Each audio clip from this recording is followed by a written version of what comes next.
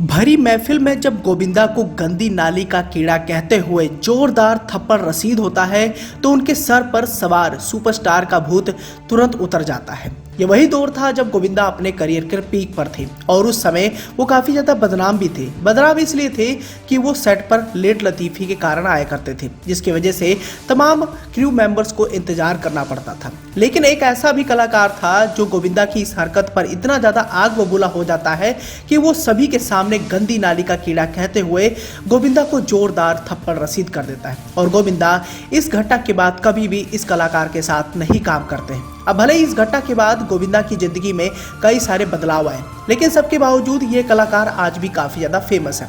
भले ये कलाकार आज हमारे बीच में नहीं है, लेकिन इसने भी बॉलीवुड फिल्म इंडस्ट्री में रहते हुए काफी नाम और शोहरत कमाया है। ये कोई और नहीं बल्कि अमरीश पुरी साहब थे। अब अपने खलनायकी के दम पर अमरीश पुरी साहब ने जो रुतबा हासिल करके दिखाया है वो कहीं पर भी छुपाया नहीं जा सकता।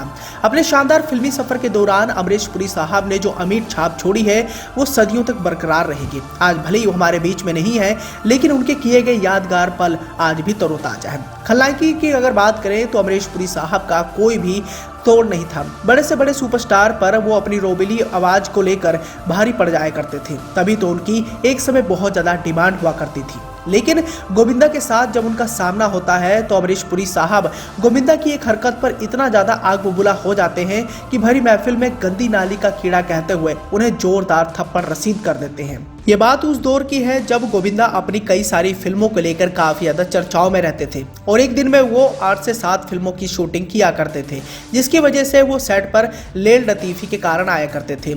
सुबह के शेड्यूल को वो शाम को पूरा करते थे, जिस वजह से उनके को स्टार्स को भी लंबा इंतजार करना पड़ता था। और एक बार गोविंदा की जोड़ी अमरीश पुरी साहब के साथ देखने को मिली, जिसकी वजह से गोविंदा इस फिल्म को लेकर काफी ज्यादा एक्साइटेड थे। एक तरफ जहां वो अमरीश पुरी साहब जैसे बड़े सुपरस्टार के साथ काम करने को लेकर काफी ज्यादा उत्सुक थे, तो वहीं दूसरी ओर गोविंदा को इस बात की बिल्कुल भी भनक नहीं थी कि अमरीश पुरी साहब मेरी किस बात से इतने ज्यादा परेशान थे।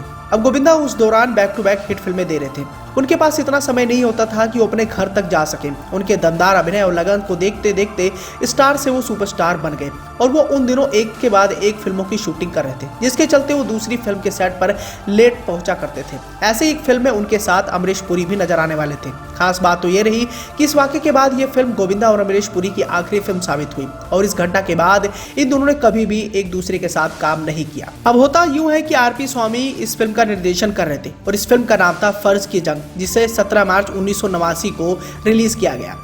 लेकिन इस फिल्म की शूटिंग के दौरान अभिनेता गोविंदा और अमरीश पुरी साहब के बीच में कुछ ऐसा मनमुटाव हो जाता है और इस घटना के बाद गोविंदा कभी भी अमरीश पुरी साहब के साथ फिल्म नहीं करते हैं। आखिर फर्ज की जंग की शूटिंग के दौरान क्या हो जाता है जिसके बाद गोविंदा कभी भी अमरीश पुरी साहब की शक्ल तक देखना नहीं पसंद करते हैं। अब स्टार कास्ट फाइनल होने के बाद सब कुछ ठीक ठाक चल रहा था और गोविंदा अपनी लेट लतीफी के कारण शूटिंग वाले दिन ही लेट पहुंचे, जिसकी वजह से बाकी क्रू मेंबर्स को लंबा इंतजार करना पड़ा। और यहाँ पर सबसे सीनियर अभिनेता थे अमरीश पुरी साहब। अमरीश पुरी साहब अपने वक्त के पाबंद थे और वो हमेशा से अपने बताए गए टाइम पर पहुंच जाया करते थे।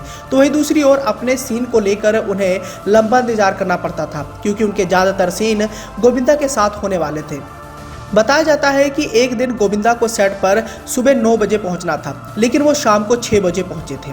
गोविंदा को सेट पर देखते ही अमरीश पुरी साहब अपने गुस्से पर काबू नहीं कर पाए और गुस्से में आग बबूला हो गए।